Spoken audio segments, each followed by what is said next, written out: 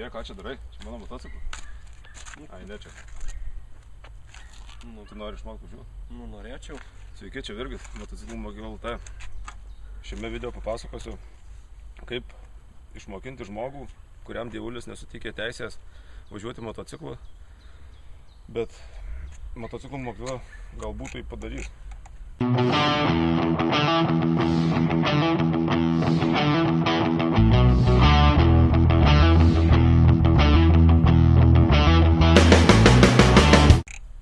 Taigi, sveikas Martynai. Malonu. Čia yra motociklas. Čia bakas. Čia vairo. Čia vairas, kur reikia vairuoti.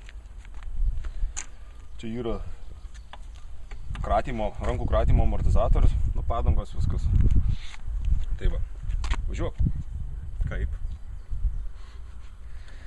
Nuo kur pradėti? Važiuosi kažkur. Stenkis netrenkti į medį ir kažkur į kitas mašinas. O jeigu iš rimto, tai čia yra tas vadinamas Britva motociklas. Aišku, jisai dabar padarytas į stantinį. Jisai skiriasi nuo gatvinio tuo, kad yra kažkiek modifikacijų. Tai yra, kad ten įdėtas papildomas rankinis stabdis galinis, kažkiek vairo pozicija kitokia, bakas įgaubtas, pailgintas. Nėra spoilerių, nėra spidometro, nes jo nereikia, yra apsauginiai lankai. Bet visas valdymas yra toks paskui visų motociklų.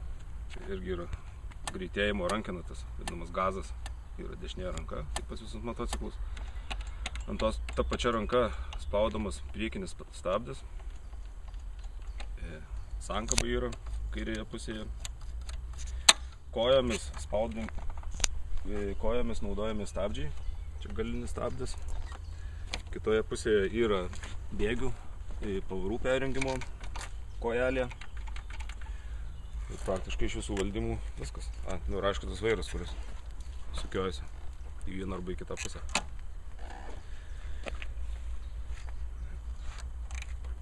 O dabar, kada ir kaip visko reikia, kada ką spaudyti ir sukioti, tai čia pat ir papasakosiu.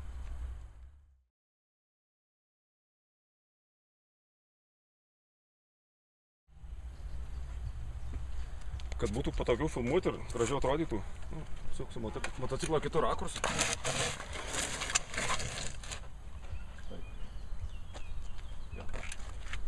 Tai ką, Martynai, sėskam motociklu.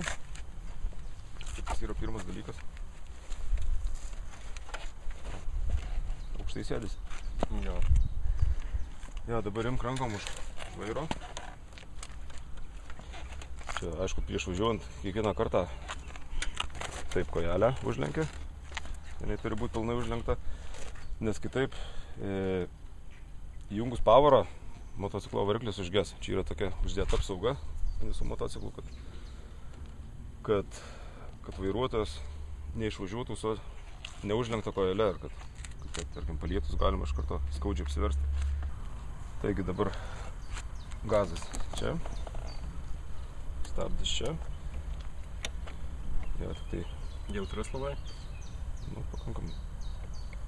Šiaip pas visus šiuolaikinius motociklus, ten nežinau kaip apie tuos čioperius visus, bet irgi visi gamintojai stengiasi stabdžius dėti gerus ir su įvairiais patobulinimais, ten antiblokavimo sistemom, ABS, CBS, kaip Honda daro, kad tarkim spaudžiant priekinius stabdžius, kartu dirba ir galiniai stabdžiai, 70% galios stabdymo einant priekinio rato, 30% galinio, stabdant galiniais, 30% stabdo ir priekiniai, 70% galiniai. Tokios irgi stabdžių sistemos padedančios vairuotojui lengviau vairuoti motociklą. Čia yra stabdis, čia yra sankaba. Martynai, tau sunkiau dėl to, kad tu kol kas neturi teisių ir nevažinėjęs automobiliu, tai irgi reikės dar paaiškinti, kam ta reikalinga sankaba ir kaip viskas veikia.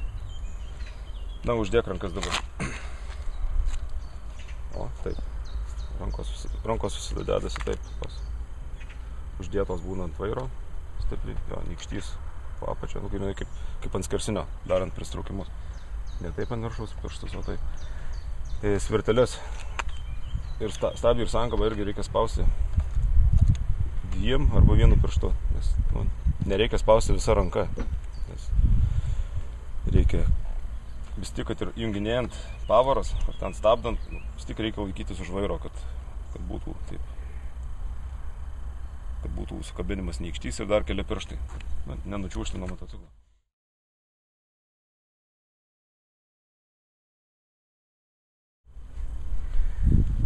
Taigi, eiga yra tokia, spaudi sankabą, variklis įjungtas, spaudi sankabą, tada jungi pavarą. Taip yra šitą kojelį. Pirmas bėgis yra žemyn, taip, pirmas žemyn. Tada truputėlį, jeigu iš apačios kilstelni į viršų, tą svirtelę. Taip, dabar yra laisvas bėgis. Ir pas Kawasaki yra tokia savybė, kad nevažiuojant, stovint vietoje, negalim įjungti kito bėgio, tik pirmą arba laisvą. Ten pas kitus motociklus galima, aišku, iš karto ir antrą, ir trečią įsijungti, bet čia tokia padaryta apsauga. Taigi, pirmas yra žemyn, čia paspaudė žemyn, į viršų. Tarpas tarp pirmo ir antro yra laisvas. Dabar dar į kartą pajungus į viršų, tai 2, 3, 4, 5, 6. Taip va grinai. Tukšt, tukšt, vienas bėgis, kitas, 3, 4. Nėra taip, kad kiti galvoja, kad ten toks kaip vos nuo laikrodžio švytuklė. Bėgi. O ten yra stuktelimas. Ir tas vadinama sekvencinė dėžė, kumštelinė, be sinchronizatorių, kuri tai padaryta. Nereikia kažkokios specialios padėties. Va, taip. Gerai. Spaudi sankabą, įsijungi pirmą pavarą, tada žiūrėdamas į priekį, kažkiek duodamas gazo, iš lėto atleidinėjai sankabą. Iš lėto, taip. O, iš lėto, motociklas pradeda važiuoti.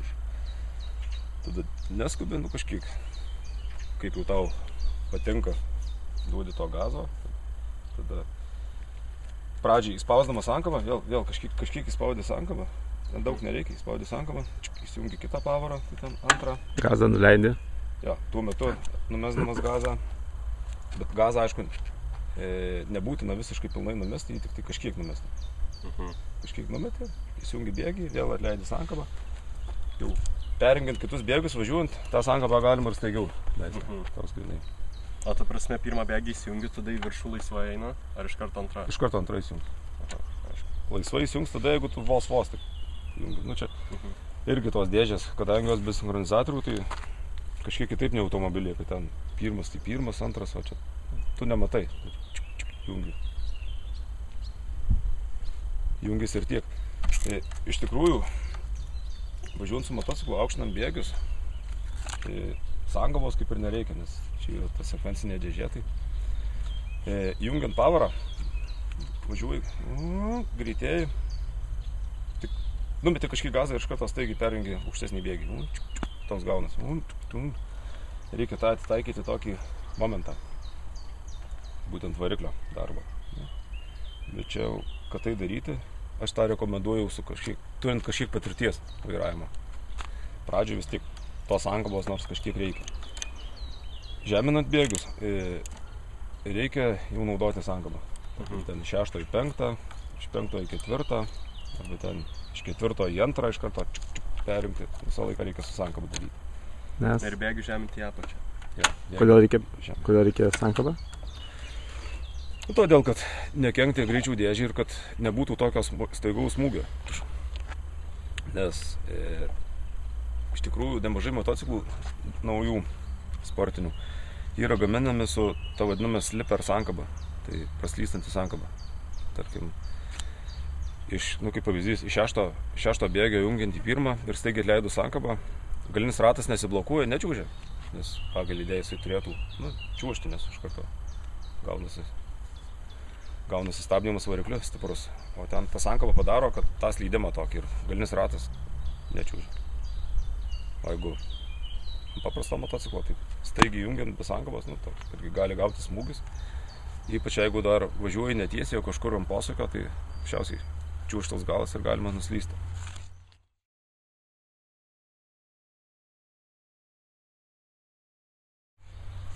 Va, tai toks dalykas. Stabdymas. Stabdymas yra efektyviausias motociklų priekiniai stabdžiai. Praktiškai viskas yra priekiniai stabdžiai. Galiniai stabdžiai yra tokie tik tai prisilaikyti ten, riedant lėtai. Aišku, pats efektyviausias stabdymas yra ir priekiniais ir galiniais stabdžiais. Kai kartu, bet čia reikia labai sudozuoti tą stabdymą. Nes tarkim per daug spaudi priekinį stabdį, tada galas palengvėja ir paspaudus galą gali čiuožti. Vien tik tai galiniais stabdžiais kažkur greitai važiuojant stabdyti irgi nerekomenduoju, nes tas stabdymas nėra efektyvus ir garantuotas čiuožimas galinio rato. Čia galim kaip vaikai su dviračiais.